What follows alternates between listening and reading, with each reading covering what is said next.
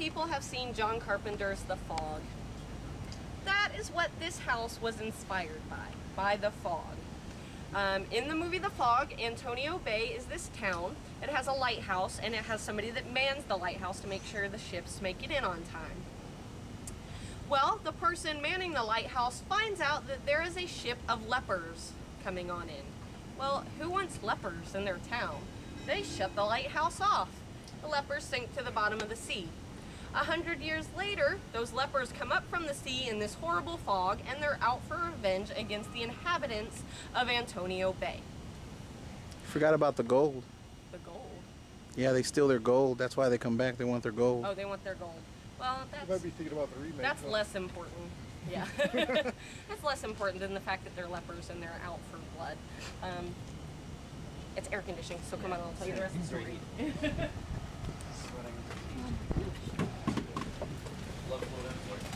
Now remember the John Carpenter, that's the lane I think you would guess it. Yeah. When you walk back out, it's even worse. Because it's from here to the right. That's a Forsaken. Okay, that's okay. Oh, cool. Shine the light on it. Alright, so in our story, does everybody know who Christopher Columbus is? Yeah. If not, you didn't pass like 6th grade, social studies or something. Who? Christopher Columbus sailed the ocean blue in 1492 with the Nina, the Pinta, and the Santa Maria. For our purposes, he had a 4th ship, known as the Philippa Muniz. And it was captained by a man named Antonio Cabot. Antonio Cabot, Antonio Bay. Just a little segue there. Now, Antonio Cabot and Christopher Columbus did not get along. So they went to Queen Isabella. Well, Queen Isabella at this time was Lady Luck in disguise. And Antonio says, hey, I want the chance to captain the fleet. Make me the captain of the fleet rather than this Chris guy. She goes, all right, Antonio, I'm going to flip a coin, heads or tails. Antonio calls heads, it's tails. So Christopher Columbus becomes the captain of the fleet. So the 4 ships set out. Antonio Cabot and his crew become very unruly. They're kind of upset because they think they could do a better job than Chris Columbus and his gang. So they turn mutinous. When that happens, they decide that their one ship, the Philippa Muniz, is going to sink all the other 3 ships to the bottom of the ocean. I don't know why they think 1 versus 3 is good odds, but who knows? They're that much better. Yeah. So, what they do is they get together, but the other 3 ships get wind of this, and they decide to mutiny against the Philippa Muniz. They sink her to the bottom of the ocean, and that's where she stays. Everybody on Chris Columbus's crew signs a pact in blood that they will not ever speak of the Philippa Muniz. So hence they are forsaken. 100 years later, a very large squall comes, picks the Philippa Muniz up off the bottom of the ocean floor, and throws it onto the fort which you are now standing in. You're standing in the fort where the squall is still going on, and the Forsaken are running rampant, killing everything in sight. This right here it's a good time to is a Forsaken. Now, our Forsaken characters do have green glowing eyes. I'm going to talk about the eyes a little bit later. But they have been at the bottom of the ocean for 100 years, so they're supposed to look pretty wet, waterlogged, gross, which I think they did a pretty good job of doing right here. So that's one of the Forsaken. He's actually not a real character, he's just stationary. The real character is actually behind you in the prison cell, and he's meant to scare you. If you look at the Forsaken, to me, they kind of look like Jeff Goldblum's The Fly, but that's just me, so let's move on.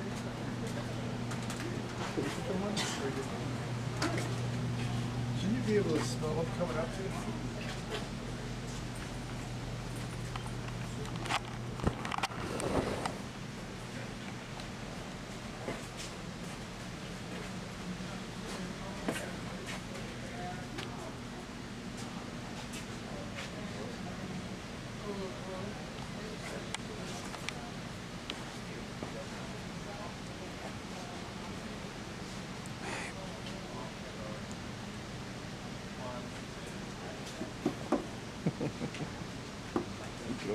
Yeah, loading.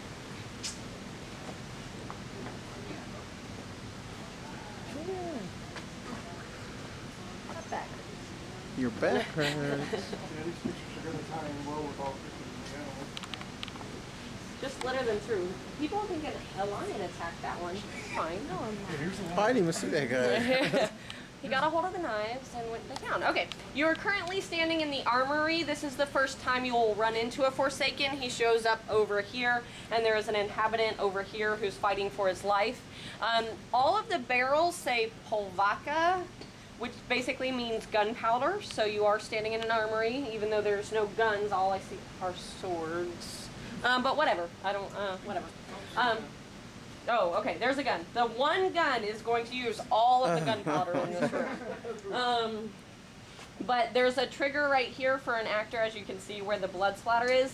If anybody went through the Thing House assimilation, the house I talked about earlier, not our Thing, well, our Thing House, but not this year's Thing House, a couple of years ago, this person might look familiar. This was McCready in the Thing House assimilation that we did. We're just reusing the same mask and body, because he already was pretty bloody, so what do you do with a bloody body? Put him in another house later on.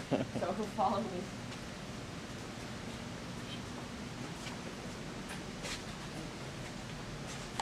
Poor McReed. Thought he lived through the thing.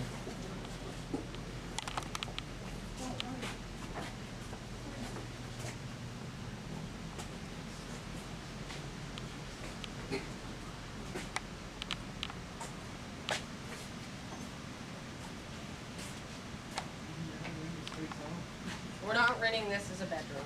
You can't have anything in here.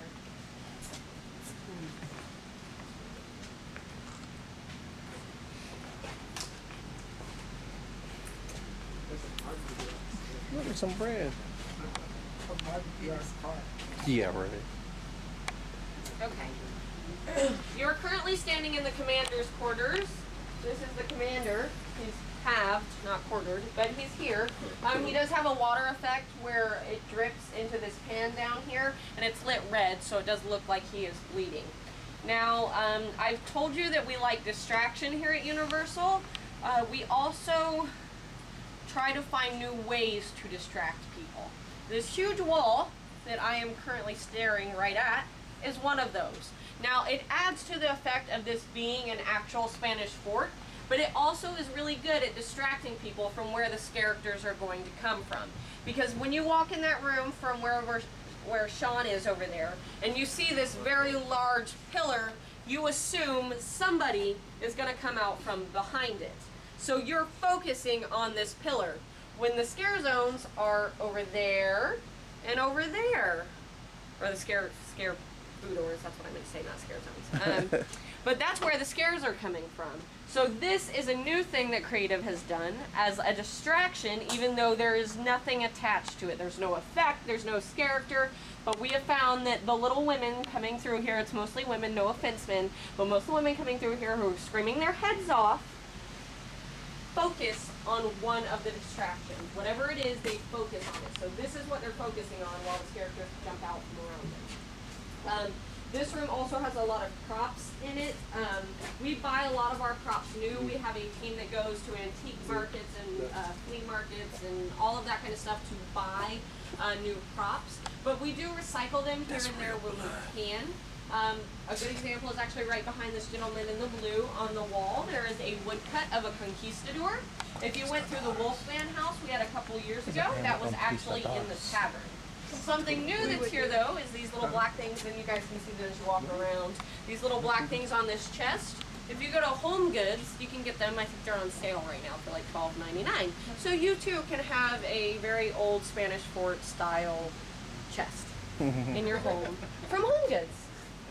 Then you tell everybody you stole it from the haunted house when you were walking through.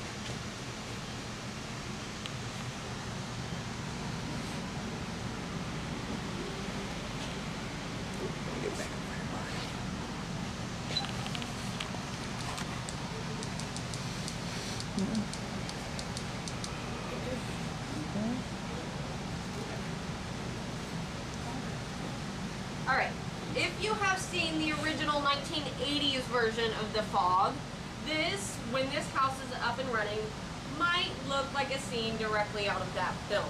You're currently standing in the cathedral. When you walk in here, there is a Forsaken right here. Behind him are a lot more Forsaken. There is a screen there. We actually took 3 characters, put them in full Forsaken makeup, filmed them against a green screen, and then did an effect where we can multiply them. So it looks like there's more than 3. It looks like there's about 10 or 15 coming for you. So they're all on that screen. Then you have the one here.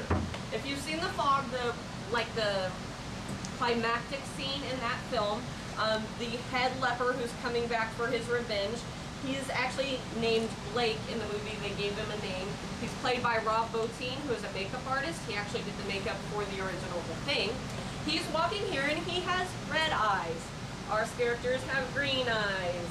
Correlations galore. But he's walking towards the priest who has this huge metal cross, and he's trying to get the priest, trying to kill him.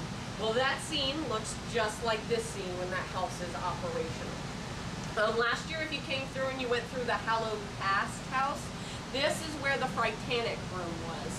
And we actually had an effect in there where we had a screen and we projected stuff onto it. It's easier for creative and everybody building the houses if we can put the same type of effects in the same type of places, especially in this, we call it the parade building, because they don't have to move the soundboards and all the lighting and all that stuff. It's already there, so they just kind of revamp it for the next year.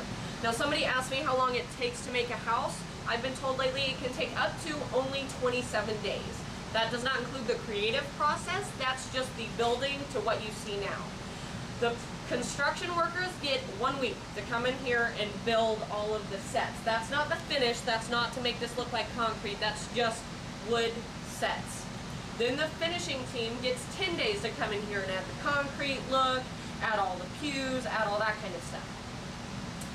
Then the other 10 days is props, lighting, sound. Everybody else gets to come in here, not costuming, because they don't even need to be in the house. Just everything else comes in here and they get the last 10 days to finish the house. Now, the tent houses are usually the first built. They usually start in May, June. So it takes 27 days. That house could sit there for 3 months, completely built. And nothing will be tweaked unless something breaks in that time between June and October. But I think it's really cool that they can do all of this in 27 days. And they do it house by house. They're never working on like the same houses. They usually, construction starts on one house and then they move from their work week on one house to another house. Then finishing comes in and they rotate from house to house. Another neat thing in this room, and my favorite thing in this room, is right there. Do you guys all see that little circle? If not, you can see it when you come over. That's the character's lookout. Character standing right back here looking for all the women going like this. Because they know you'll be a screamer. If you look at all terrified, they know that you're going to scream or jump. So you have to walk through and look stoic. Yeah, that's cool. So that is, they are looking for you. So. They're looking for you. That's why they get you all the time, pickles.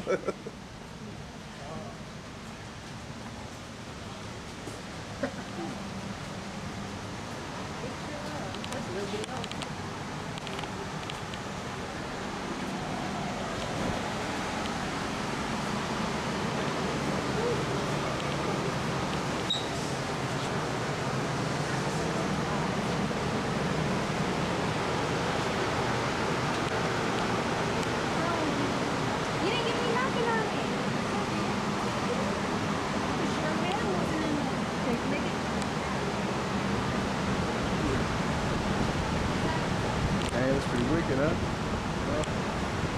They look cool when you can see them, you know. See if we can get closer. Oh, that's that one?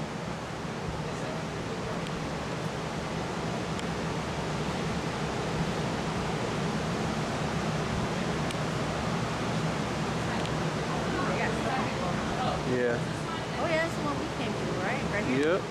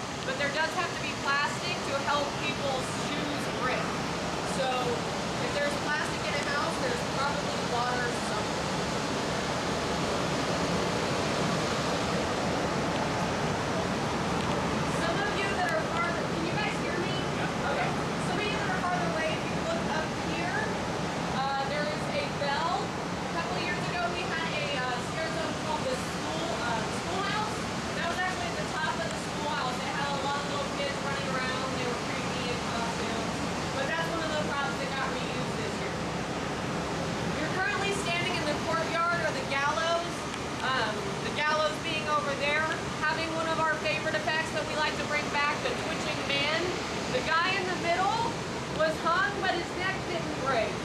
When your neck doesn't break, you basically suffocate when you're hung by the neck. So he's twitching because he's holding on for dear life, but I don't think he's going to make it. If you look above him, there is a little black tube going down the noose. That is a water effect. We like to make the tubes very small so that you can't see where the water effect's going to come from. But that being said, he's probably going to drip on you as he twitches. This room is a great example of distraction because if you look at this guy right here, especially at night, he looks like an actual character. The way his body is, it looks like he's going to run down those stairs at you. But he isn't because he's stationary. We have characters over here to get you on the side. So when you enter this room, you are entering outside, so the squall is still going on, which is why the carpet blowers are here. They're also trying to make the house less wet before the event starts running again tonight, and they add more water effects. But at night, the carpet blowers will still be going because you are supposed to be in a squall, so there's supposed to be wind and all that stuff. We're going to go through a long transition hallway, and I will meet you inside of the ship. So, Ship. Let's go for the probably like it. Yeah, 'cause he doesn't actually have to blow.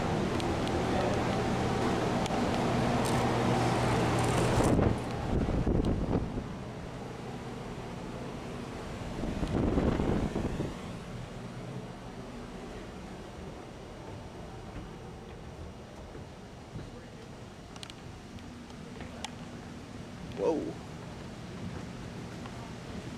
Cool. Cool.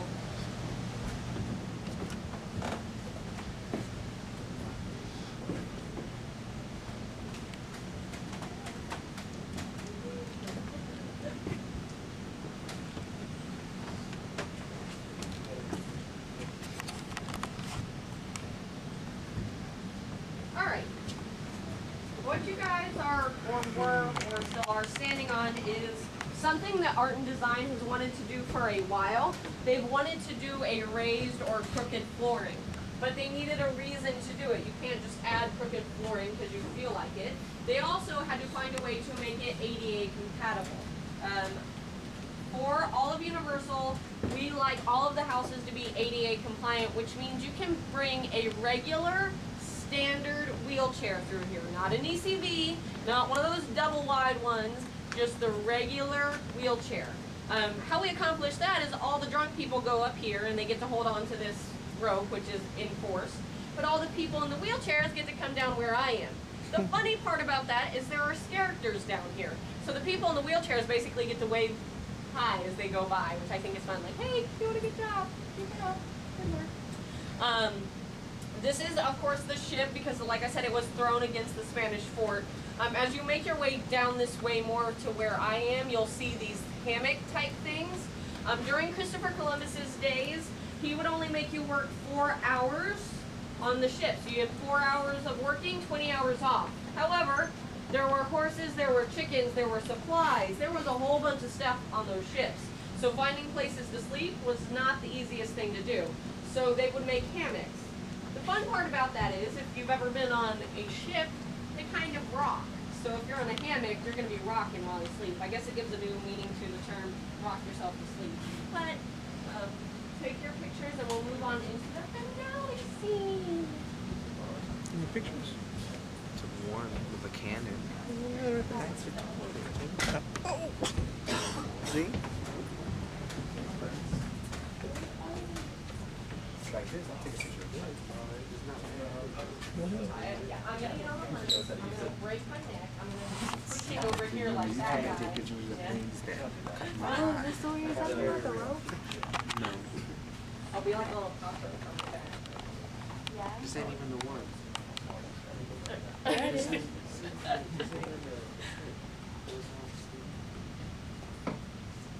As you guys make your way in, this scene is called Into the Fog. It's the last little reference to the fog itself. There is, of course, fog throughout all of our houses pretty much, but there is a lot of fog in this house in particular. Are you guys still back there? Yeah. Okay, just want to make sure. Because this room is very small. But what's supposed to happen in this scene is there is a Forsaken far away over there. You can see his foot pedal down there, his trigger. He sees you, he hits that. He is on this harness right here. So he gets over here really quickly, lands here, and then he has a handle at the top where he can swing out and look like he's going to grab you. This effect is really great. Apparently it is working. I haven't walked through this house in a while, but if you've been through it and you've seen it, apparently it's a really good effect. It kind of reminds me, if anybody has ever seen The Ring, and Samara fast forwards herself out of the TV. It's really freaky when you think something's far away and then all of a sudden it's right next to you. That's the effect we wanted to accomplish here. And it works a lot better than a couple of years ago we had the Wolfman house. The Wolfman, the very last scene, the Wolfman was supposed to be shot. When he was shot, he was supposed to be pulled away by a harness, basically, that he was attached to and look like he was shot by a shotgun. Because when you're hit by a shotgun, you have a pretty big, you know, backfire and like, ugh. Well, that never worked, so the Wolfman ended up getting shot and then doing this. So it's always great when you can see our effects at work, and this is one that really, really works. That is the end of the tour. I'm going to walk you out through Barney, which will be the scariest experience of the day. When I get you guys out there, I will need all the flashlights. If you took one, I will need that back. Does anybody have any last questions?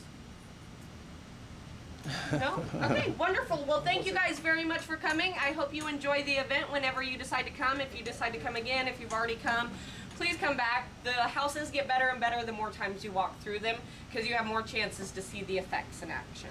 So, thank you. Okay.